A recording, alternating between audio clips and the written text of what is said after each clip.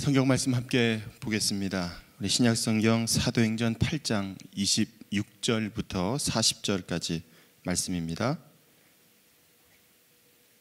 신약성경 사도행전 8장 26절부터 40절까지 말씀을 우리 한 절씩 교독하겠습니다. 제가 26절 말씀을 먼저 읽겠습니다.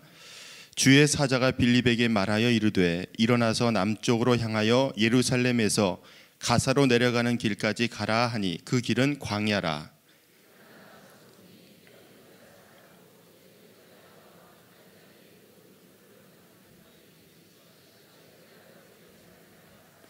돌아가는데 수레를 타고 선지자 이사야의 글을 읽더라.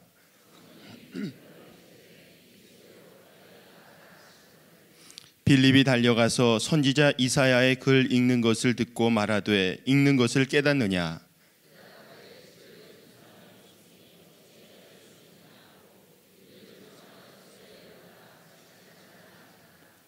읽는 성경 구절은 이것이니 일러스되 그가 도살자에게로 가는 양과 같이 끌려갔고 털 깎는 자 앞에 있는 어린 양이 조용함과 같이 그의 입을 열지 아니하였도다.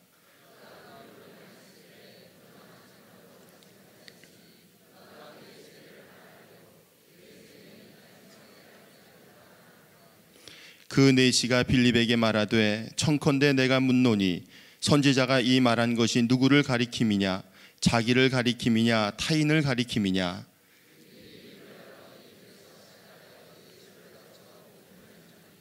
길 가다가 물 있는 곳에 이르러 그 내시가 말하되 보라 물이 있으니 내가 세례를 받음에 무슨 거리낌이 있느냐?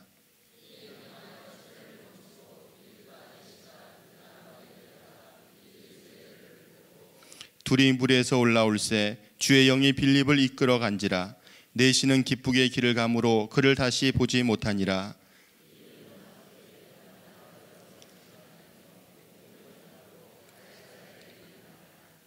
아멘.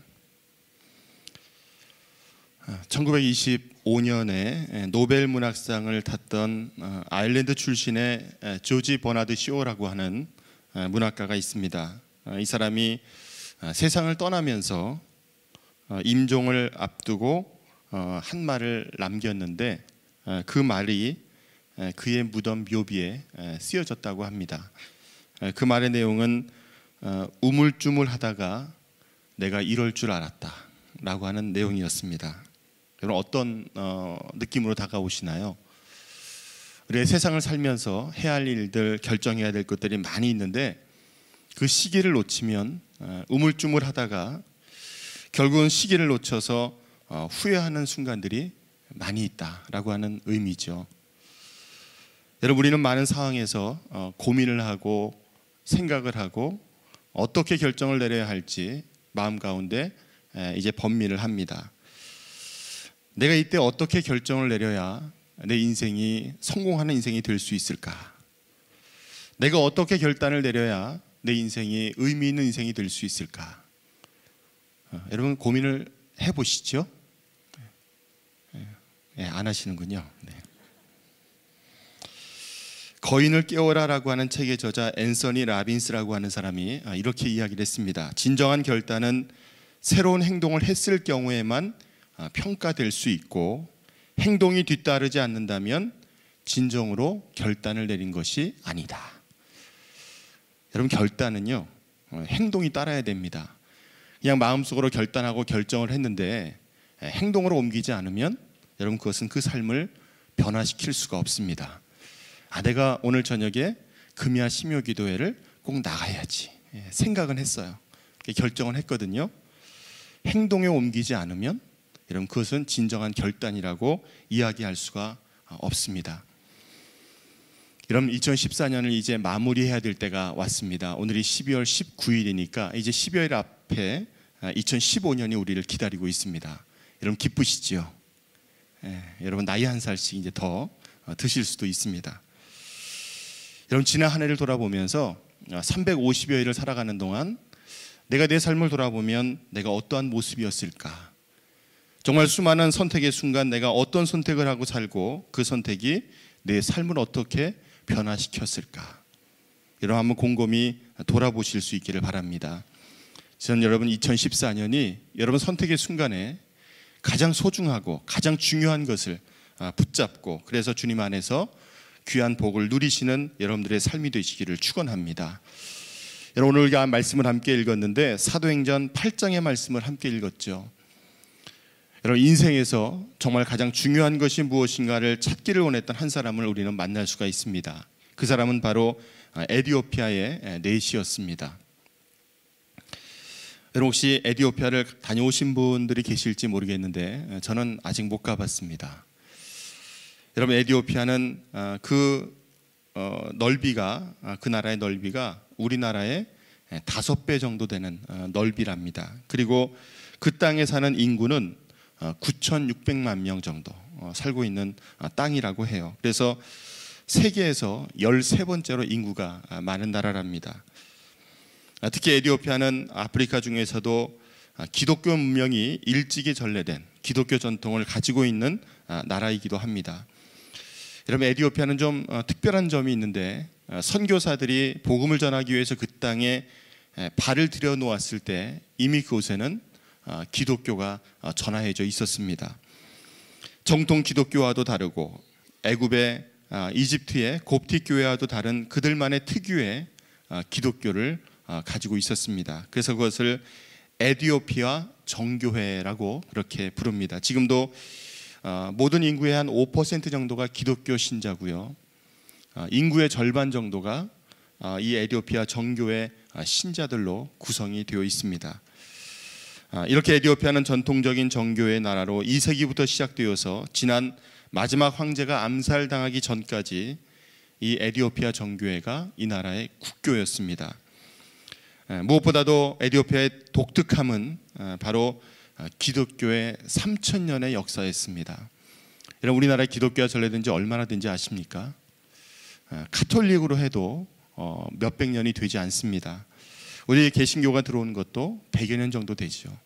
그런데 에티오피아의 기독교의 역사는 3,000년 정도 된다고 합니다. 그 3,000년의 역사는 솔로몬 왕 시대를 의미하죠. 여러분 증거는 분명하지 않지만 에티오피아의 역사학자들은 지금도 솔로몬을 만나러 갔던 그 시바의 여왕이 에티오피아에서 온 사람이다 그렇게 주장을 합니다. 여러분 서양 선교사들이 발을 들여놓기 이전에 이미 그들 특유의 기독교를 가지고 있었다는 것은 우리에게 많은 것을 이야기해주고 있습니다. 그런데 여러분 많은 성경학자들은 이 시바의 여왕보다 더 중요하게 생각하는 더 중요한 역할을 감당했던 사람을 바로 오늘 본문에 나오는 이 에티오피아의 네시를 정말 중요한 역할을 감당했던 사람으로 이야기하고 있습니다. 여러분 말씀 오늘 우리가 읽은 말씀 39절에 보면 이런 말씀이 있습니다. 뒷부분에 네시는 기쁘게 길을 가므로 그를 다시 보지 못하니라. 여러분 에티오피아 네시의 이야기는 성경에서 오로지 오늘 우리가 읽은 사도행전 8장에만 기록이 되어 있습니다. 그가 그 뒤에 어떻게 살았는지 어떤 삶을 살고 어떻게 그의 인생이 정말 복된 인생이 되었는지 그것에 대해서 정확하게 이야기하고 있지는 않지만 이 말씀을 통해서 그는 기쁨으로 그 나라에 돌아가고 또 그 복음의 말씀을 그 땅에서 전하였을 것이다 라고 하는 추측이 가능합니다. 초대 교부였던 이레니우스는 이렇게 얘기합니다. 그 에티오피아 네시는 고국에 돌아가서 동족에게 복음을 전하고 여왕까지 감화시켰다 그렇게 기록하고 있습니다. 여러분 저는 오늘 한 나라 에티오피아를 구원하시기 위해서 하나님께서 어떻게 역사하시고 어떻게 일하셨는지를 주목하려고 합니다. 왜냐하면 하나님께서 하시는 일은 언제나 동일하시기 때문에 에티오피아 네시를 통해서 그 나라를 구원하셨던 그 하나님께서는 지금 이 시간도 저와 여러분들을 통해서 놀라운 일들을 이루기를 원하시기 때문입니다. 여러분 오늘 본문의 말씀에 보면 에티오피아의 여왕이었던 간닥의 국고를 맡았던 큰 권세가 있는 네시가 예배하러 예루살렘에 왔다가 하나님의 사람 빌립을 만난 사건이 오늘 본문의 말씀입니다.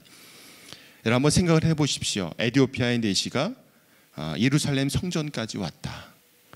여러분 지금도 그 에티오피아에서 예루살렘까지의 직선 거리는 약 2,500km 정도 됩니다. 여러분 2,500km 정도 되면 여러분 시속 100km를 밟고 가도 쉬지 않고 달려도 여러분 얼마 정도의 시간이 걸리겠습니까? 여러분 에티오피아의 내시는 하나님을 찾기 위해서 이스라엘까지 와서 그 예루살렘 성전에서 하나님 앞에 예배하고 돌아갔습니다. 여러분 성전이 어떤 곳입니까? 하나님의 백성들이 하나님을 만나는 곳이죠. 그리고 하나님을 찾는 곳이 바로 하나님의 성전입니다. 이런 본문 에티오피아의 내시는 여행 중에서도 그는 돌아가는 길에도 성경을 읽다가 그 성경에서 하나님을 만나고 그리고 그 하나님이 어떤 분인지를 깨닫게 되었을 때 그 사람의 인생이 놀랍게 변화된 줄 믿습니다.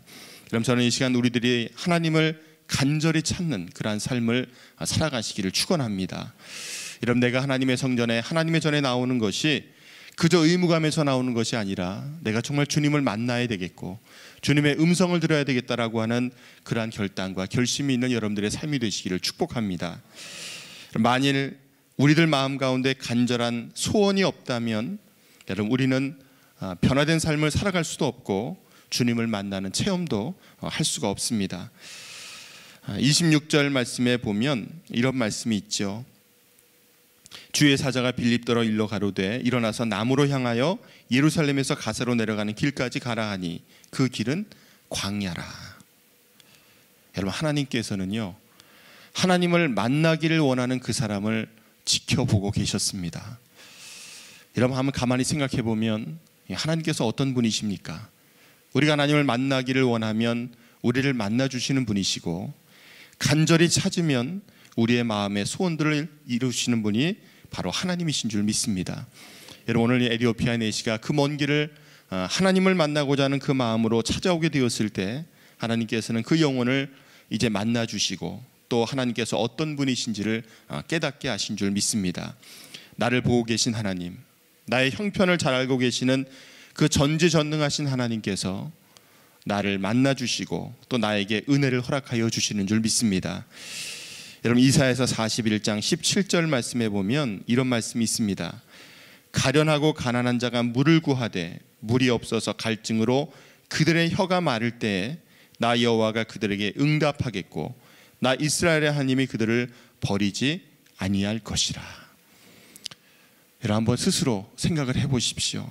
얼마나 간절하게 주님을 찾아보셨습니까? 정말 얼마나 간절하게 주님을 만나고자 하는 마음을 여러분 가져보셨습니까? 그냥 매주 교회 가니까 그냥 예배하니까 그렇게 하루하루의 삶을 지내진 않았었는지 우리의 모습을 돌아보실 수 있기를 축복합니다. 오늘 빌립과 이 내시가 만난 곳은 성전도 아니었고 화려한 궁전도 아니었고 그들이 만난 곳은 바로 광야였습니다. 여러분 그들은 서로 알지 못했고 만날이라고는 전혀 생각도 못했던 사람들인데 하나님께서 그들을 만나게 하시고 깨닫게 하시고 그것을 통해서 놀라운 일들을 준비하고 계셨습니다. 여러분 저는 우리의 만남은요 결코 우연이 아닙니다. 노래 가사에도 나오잖아요. 찬송가, 그죠? 여러분 우리의 만남은요 하나님께서 예비해 놓으신 거예요. 함께 만나게 하시고 함께 신앙 가운데 서로를 위해서 기도하게 하시고 정말 큰 일을 이루시는 분이 바로 우리 하나님이신 줄 믿습니다. 나는 내 생각대로 가는 것 같지만 하나님께서 만나게 해주시고 하나님께서 함께 하시는 은혜가 우리에게 분명히 있는 줄 믿습니다. 여러분 오늘 빌립이 있었던 곳은 사마리아였습니다. 열심히 사역하는 빌립을 이곳까지 인도하신 분이 바로 하나님이셨죠. 그리고 에티오피아라고 하는 나라에 이제 실세를 가지고 있었던 그 내시를 구원코자 하신 하나님의 역사를 이 빌립을 통해서 이제 전하시고 이루어 주셨던 분도 역시 하나님이신 줄 믿습니다. 여러분 한 사람이 변화되면 그 사람을 통해서 하나님께서 놀랍게 일하십니다. 여러분 스스로 한번 생각을 해보세요. 나는 보잘것없는 것 같고 나를 통해서 하나님이 어떻게 일하실지 여러분 잘 모를 수도 있지만 하나님께서 여러분들 한 사람 한 사람을 통해서 놀라운 일들을 준비하고 예비하고 또 역사하고 계시는 줄 믿습니다. 여러분 때가 되면 그 준비된 사람을 통해서 하나님께서 일하시는 줄 믿습니다. 여러분 이 사람이 예루살렘에 올라와 예배를 마치고 돌아가는데 돌아가는 병거 위에서 그는 다른 것을 했던 것이 아니라 성경 말씀을 읽고 있었어요. 근데 이사야서 53장에 나오는 그 고난의 종을 읽게 되었을 때 정말 이 사람이 누군지, 이 고난의 종이 누군지 알 수가 없었죠. 그때 하나님께서는 빌립을 그에게 보내셔서 그는 이 말씀이 어떤 말씀이고 또 이것을 통해서 그를 깨닫게 하셔서 하나님께서 그를 놀랍게 변화시키신 줄 믿습니다. 저는 오늘 이 말씀을 함께 나누면서 하나님 앞에 결단하는 시간이 되기를 원하고, 또 오늘 네시가, 이 에디오피아의 네시가 어떤 사람이기에 하나님께서 그토록 귀하게 사용하셨는지 함께 몇 가지로 은혜를 나누려고 합니다. 첫째로 오늘 에디오피아의 네시는 예배 중심의 사람이었습니다. 여러분, 이제 올해를 마무리하면서 스스로 한번 돌아보시죠. 내가 2014년 한 해 동안 예배를 통해서 하나님을 얼마나 간절하게 만났었는지, 내가 예배를 얼마나 사모했었는지, 여러분 스스로를 돌아보실 수 있기를 축복합니다. 여러분, 제가 아까 말씀드렸죠. 에디오피아에서 예루살렘까지 가는데 여러분 거리가 얼마 정도 된다고 말씀드렸습니까? 2,500km입니다. 2,500km. 여러분, 오늘날도 비행기를 타도 한참이 걸리는 시간이 바로 그 거리입니다. 이런 병거를 타고도 오랜 시간이 걸려야 올 수 있는 먼 거리였지만 그는 예배하러 예루살렘에 왔다가 하나님 앞에 예배하고 돌아가는 길이었습니다. 여러분, 가만히 생각해 보면 여러분, 이 에디오피아의 네시가 한가한 사람이었을까요? 한번 여러분 생각해 보십시오. 나라에서 중요한 일을 맡았다면 아마 굉장히 바쁜 사람이었을 겁니다. 맡겨진 일도 많고 해야 될 일도 많은 사람이었는데, 정말 국가의 중요한 일을 맡은 그 사람이 그 먼 거리를 예배를 사모하는 마음으로 왔다라고 하는 것을 생각하면 여러분, 저는 그 마음의 사모함이 어땠는가라고 하는 것을 우리가 미루어 짐작할 수 있을 줄 압니다. 저는 성도들 이렇게 만나면서 저희 교회는 아니고요, 예전에 있던 교회에서 어떤 권사님께서 교회를 새벽 예배를 오시는데, 제가 섬겼던 교회가 K교회인데 K교회로 안 오시고, 우리 교회로 안 오시고 길 건너편에 있는 S교회를 가시는 거예요. 제가 물어봤습니다. 권사님, 걸어오실 수 있는 거리인데 왜 저희 교회로 안 오시고 S교회로 가시냐고. 그랬더니 그분이 저한테 굉장히 충격적인 얘기를 하셨어요. 본인 교회, 그러니까 우리 교회로 오려면 횡단보도를 2번 건너야 되고 그 S교회를 가려면 횡단보도를 한 번만 건너면 된대요. 제가 그 얘기를 들으면서 마음이 얼마나 아팠는지 몰라요. 먼 곳에 있다면 힘들고 어렵겠지만 횡단보도를 한 번 더 건넌다는 이유로 다른 교회를 가신다고 하니까 제 마음이 많이 아팠습니다. 여러분, 한 집사님이 새벽 5시 새벽 예배를 나오시는데 꼭 5시 7분에 들어오세요. 매일 하루도 안 빠지고요. 그냥 들어와서 예배 드리시면 좋겠는데 강대상에 이렇게 헌금을 넣는 바구니가 있거든요. 꼭 앞에까지 와서 헌금 바구니에 헌금을 놓고 들어가서 맨 앞자리에 앉으세요. 매일 5시 7분. 그래서 제가 하루는요, 그분에게 여쭤봤어요. 선생님, 10분만 일찍 나오시면 예배 전에 오실 것 같은데 좀 그렇게 하시면 안 되겠냐고 그랬더니 저는 굉장히 미안했습니다. 그 집사님 뭐라고 하시냐면, 차가 없으세요. 차가 없으신데 내 교회 가서 예배를 드리고 싶은 거예요. 그래서 버스 종점에서 첫 차가 나가는 시간을 기다렸다가 10분, 20분 전에 나가서 그 추운 날씨에도 기다렸다가 첫 차를 놓칠까 봐 그 첫 버스를 타고 교회 앞에 내려서 횡단보도를 건너서 교회 딱 들어오면 다시 7분이에요. 첫 차 시간은 매일 거의 일정하기 때문에 이분은 같은 시간에 새벽 예배를 들어오시는 거였죠. 여러분, 저는 여러분들이 예배를 사모하고 내 교회를 사랑할 수 있는 여러분들의 삶이 되시기를 축복합니다. 여러분, 예배는 누구에게 드리는 겁니까? 사람에게 드리는 게 아니죠. 예배는 하나님 앞에 드리는 우리의 행위입니다. 여러분, 이 네시는, 에디오피아의 네시는 예루살렘 성전에 왔다 할지라도 이방 사람이잖아요. 유대인이 아니고 이방 사람이기 때문에 이방인의 뜰에서 예배해야 했을 겁니다. 그가 일국의 재무장관이지만 그것도 여러 날 걸려 예배하러 왔는데 그 성회에 참석하지 못하고 뜰에 머물러 서야 한다는 것이 여러분 그 마음이 어땠겠습니까? 그러나 그는 그렇게라도 예배하기를 원해서 그 예루살렘을 찾아왔고 하나님 앞에 예배를 마치고 돌아가는 중이었습니다. 여러분, 저는 하나님 앞에 드리는 그 예배가 여러분들에게 정말 소중한, 정말 무엇과도 바꿀 수 없는 가장 소중한 시간이 되실 수 있기를 축복합니다. 여러분, 이렇게 예배를 소중히 여기는 사람, 예배 중심의 사람인 에디오피아 내시를 격려하기 위해서, 또 그에게 정말 하나님의 말씀을 밝히 알게 하기 위해서 하나님께서는 빌립을 그 광야로 보내시고 그를 만나게 하신 줄 믿습니다. 여러분, 저는 이 시간 우리 모두가 세상 무엇보다도 그 예배의 소중함을 알고 깨닫고 고백할 수 있는 여러분들의 삶이 되실 수 있기를 축복합니다. 여러분, 하나님을 예배할 수 있다는 것이 얼마나 감사한지 모릅니다. 여러분, 지금도 지구 어디에선가는 멀지 않죠. 가까운 북한에서도 그렇습니다. 예배를 드리고 싶지만 그 예배 드리는 것 때문에 목숨을 걸어야 하는 곳이 있습니다. 예배를 드리는 것이 발각이 되면 생명을 잃을 수도 있는 곳이 멀지 않은 땅에 존재하고 있습니다. 여러분, 내가 하나님 앞에 마음 놓고 찬양할 수 있고 마음 놓고 예배할 수 있고 마음 놓고 하나님 앞에 나올 수 있다는 그 사실이 얼마나 큰 복인지, 얼마나 감사의 제목인지를 고백할 수 있는 여러분들의 삶이 되시기를 주님의 이름으로 축복합니다. 두 번째로 오늘 에디오피아의 내시는 말씀 중심의 사람이었죠. 오늘 말씀에 보면 그는 돌아가면서 병거를 타고 선지자 이사야의 글을 읽더라, 그렇게 오늘 이야기를 합니다. 여러분, 오늘날 그 당시의 성경책이 이런 성경책이었을까요? 여러분, 혹시 버스 안에서 책 좀 읽어보셨습니까? 요즘은 책을 안 읽고 버스 안에서 뭘 많이 보죠? 네, 다 스마트폰을 봅니다. 나중에 여러분 한번 지하철 같은 걸 타보면요, 거의 대부분의 사람들이 스마트폰을 봐요. 심지어는 어느 정도냐 하면 서너 명이 같이 식당에 밥을 먹으러 가잖아요. 그럼 먹을 걸 시켜놓고 그 세네 명이 뭐 하는지 아십니까? 스마트폰을 봅니다. 말 한마디 없이. 여러분, 버스 안에서 책을 보면 흔들리는 버스 안이기 때문에 어지럽거나 또는 그 책 읽는 것 때문에 멀미가 나는 사람도 있다고 해요. 근데 그 당시의 병거는 지금의 버스와는 비교도 안 될 만큼 더 흔들리고 더 안 좋은 여건이었을 겁니다.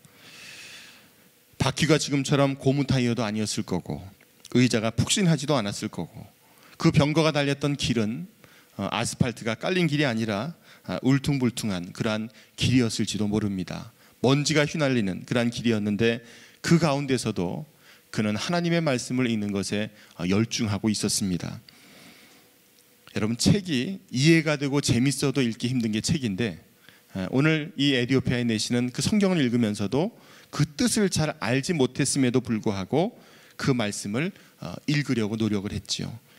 빌립이 다가가서 묻습니다. 당신이 읽는 것을 깨닫고 읽습니까? 이렇게 물었더니 이 내시가 대답을 하죠.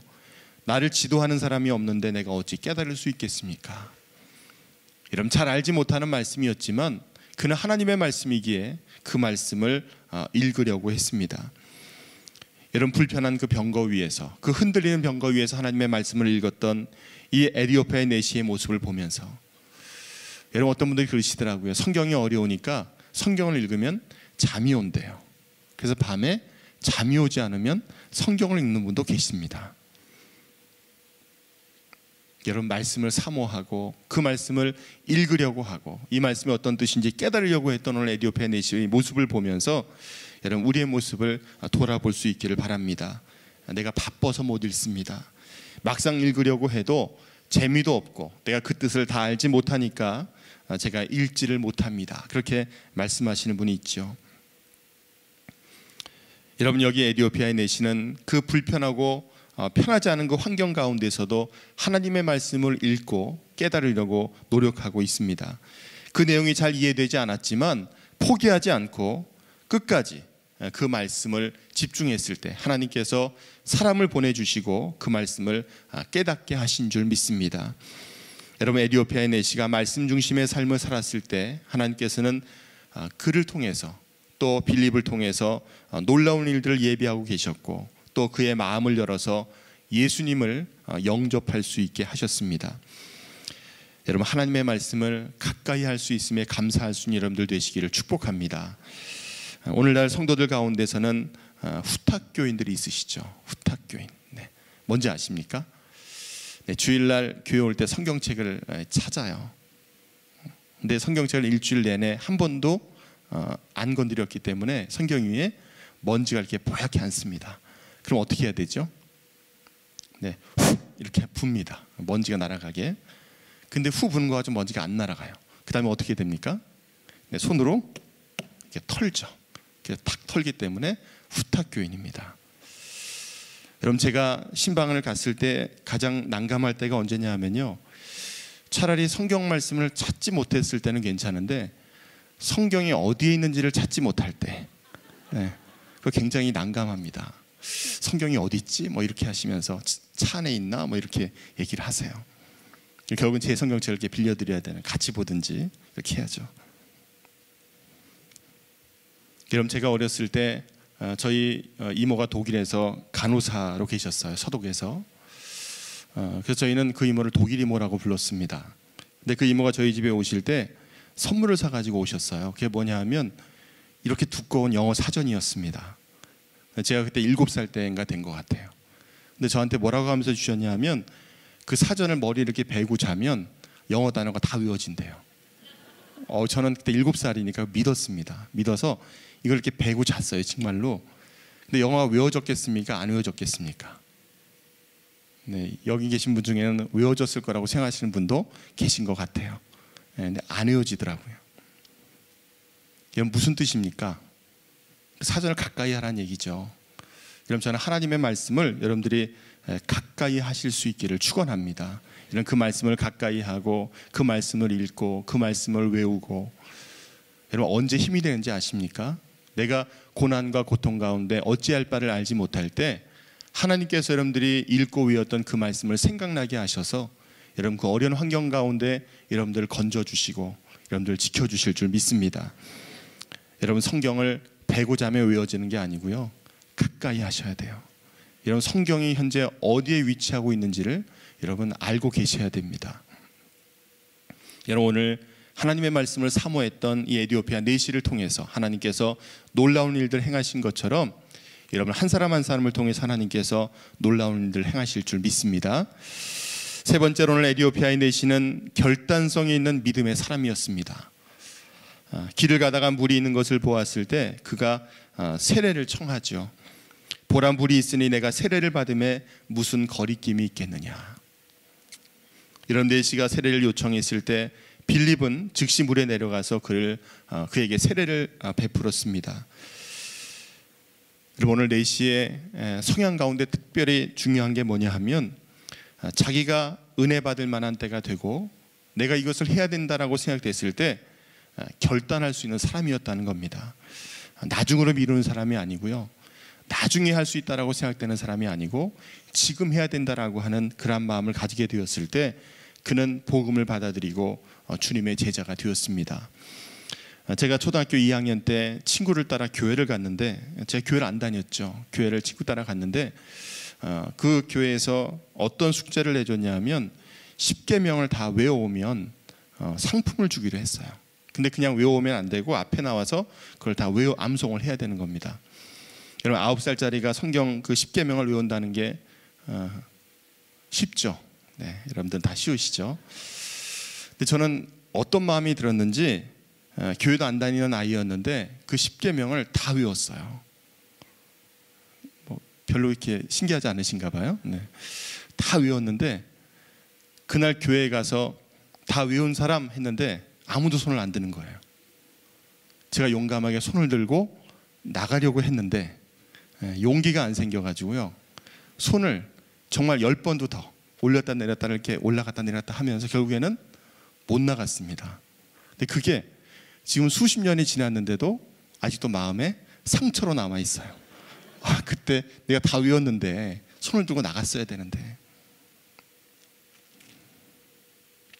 여러분, 말씀하시면 여러분 결단하십시오. 나중에 미룬다고 해서 여러분 나중은 없을 수도 있습니다. 여러분, 우리는 나중이라고 얘기하거든요. 제가 나중에 할게요. 제가 나중에 시간 되면 할게요. 지금 제가 바빠서 안 되고 나중에 할게요. 근데 죄송한 말씀인데요, 나중은 없을 수도 있어요. 지금이 바로 내가 하나님 말씀에 순종해야 될 때고 내가 하나님의 부르심에 결단해야 될 때가 바로 지금인 줄 믿습니다. 여러분, 하나님께서 부르시는 지금 결단하는 사람은 하나님 앞에 귀하게 쓰임받지만 나중이 오지 않을 수도 있습니다. 여러분, 1999년 12월 31일 날 여러분 어디에 계셨습니까? 송구영신 예배 드리고 계셨겠죠. 아프리카의 우간다라고 하는 나라에서 행사가 열렸습니다. 새로운 천년이 시작되는 그때, 세계 각국에서 축제가 열리고 있었던 그때 우간다라고 하는, 여러분 우간다라는 이름 들어보셨죠? 그 아프리카 나라에서 여러분 사건이 하나 있었습니다. 제가 오늘 영상을 짧게 하나 준비를 했는데 여러분 그 영상 한번 보시죠. 화질이 좀 좋진 않지만 여러분 한번 좀 보기엔 별로 어렵진 않으실 것 같습니다. 한번 1999년 12월 31일 날 아프리카의 우간다에서 있었던 그 사건을 한번 영상으로 잠깐 보도록 하겠습니다. 네, 이게 믿음 기독교 선진국에서 있었던 일이 아니고 아프리카 우간다에서 일이 실제로 있었던 영상입니다. 어렵게 구한 영상인데요. 여러분 이렇게 이야기를 하죠. 제가 한번 다시 읽어드릴게요. 우상숭배와 주술과 사탄주의를 이 땅에서 배척합니다. 하나님 앞에 다른 신을 두고 섬겼던 것을 회개합니다. 우리나라 우간다를 예수 그리스도의 주권에 맡길 것을 언약합니다. 아멘. 이렇게 선언을 합니다. 여러분, 아프리카 우간다는 내전도 있었던 나라고 독재도 있었던 나라고 또 에이즈라고 하는 질병이 만연했던 땅이었습니다.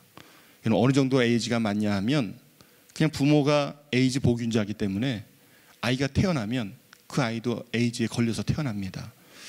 너무 사람들이 많이 죽으니까 어디 묘지를 쓸 수도 없어서 그냥 가족들이 죽으면 마당에 파묻습니다.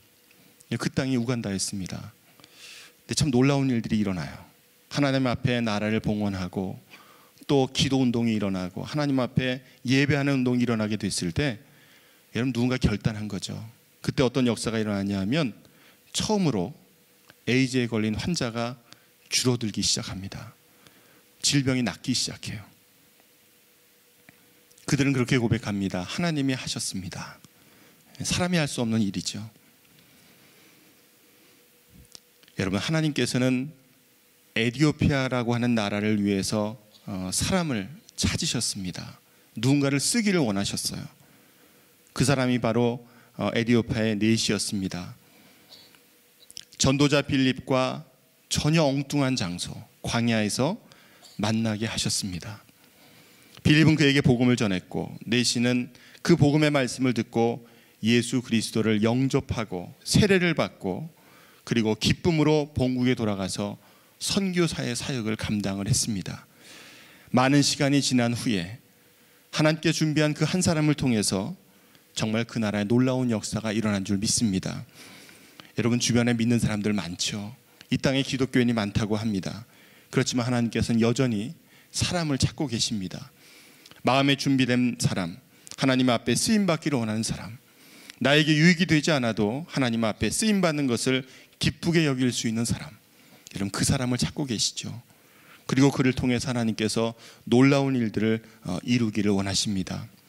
여러분 사람들은 방법을 찾아요. 어떻게 전도해야 되고 내가 어떻게 쓰임을 받아야 되고 내가 어떻게 어떤 방법을 써야 될까. 그런데 하나님께서는 방법이 아니라 사람을 찾으십니다. 참된 예배자를 찾으시고 또 그를 통해서 하나님께서 일하기를 원하십니다. 여러분 제가 오늘 예배를 드리면서 여러분 마음 가운데 나를 찾으시는구나, 하나님이 나를 쓰기를 원하시는구나, 이런 그런 마음 가운데 여러분 드셨다면 저는 하나님께서 여러분들을 찾으시고 여러분을 쓰기를 원하시는 것인 줄 믿습니다. 하나님께 나를 부르신다면 여러분 응답하세요. 예, 제가 하겠습니다. 하나님 제가 할게요. 부족하지만 하나님 저를 사용해 주세요. 여러분 그때 하나님께서 여러분들을 정말 귀하게 사용하실 거예요. 이 땅 일을 살아가면서 내가 영원히 살 것 같지만 언젠가 하나님 앞에 부름을 받게 될 인생들인데 여러분 이 땅 위에서 정말 하나님 앞에 한 번쯤은 정말 귀하게 쓰임을 받아야 되지 않겠습니까? 그냥 그저 그렇게 살다가 어느 날 세상 떠나면 하나님 앞에 가는 것이 아니라 여러분 그렇게 하나님 앞에 가면 정말 부끄러운 모습으로 설 수밖에 없습니다. 여러분, 하나님께서 맡겨주신 일이라면, 나를 부르신다면 그 부르심에 순종하고 또 그렇게 기쁨으로 나아가시는 여러분들의 삶이 되시기를 주님의 이름으로 축원합니다.